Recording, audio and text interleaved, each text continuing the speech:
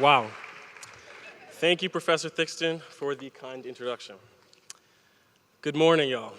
I am honored and humbled to be standing in front of y'all today and am especially proud to be speaking as a first-generation American and queer Black man.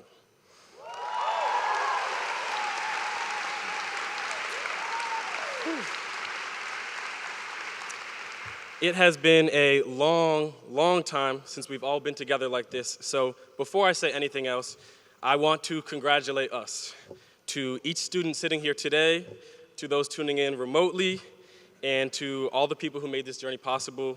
We thank you. Yes, you could cheer, you could cheer.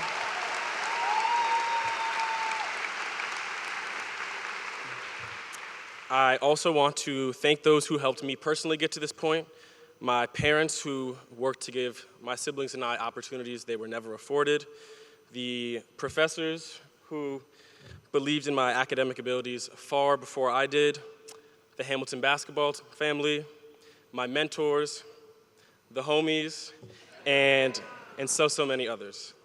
Additionally, I'd like to thank those who came before our class, especially the minoritized students throughout the decades, many who suffered a great deal of struggle and humiliation, carving out a path for future Hamiltonians.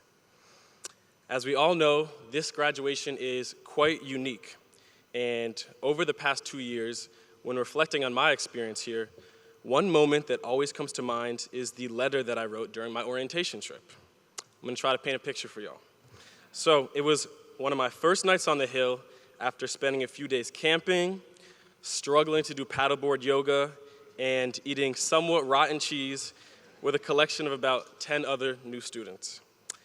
I was sitting against a stiff couch in the Tolles Pavilion when I was tasked to write a letter to my future self that would be put in a time capsule, which is the mailroom, until our senior year.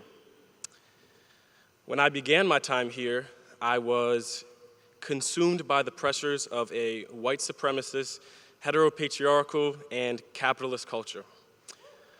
My initial months at Hamilton were spent appreciating the brilliance of those around me, while struggling to accept that no space is immune to the inequities and hierarchies that plague our society. At this time, I was grappling with my own identity, and in reflecting, I cannot help but think of what the late and great James Baldwin once said. It took many years of vomiting up all the filth I'd been taught about myself and half believed before I was able to walk on this earth as though I had a right to be here. Now, nearly 6 years after that letter, it's been almost 6 years, y'all, wow. When I make sense of how I was able to shed many of these initial internalizations, I realized the brilliance of Hamilton's community as a catalyst, a force of change that either facilitates growth or challenges us to concretize and alter our beliefs.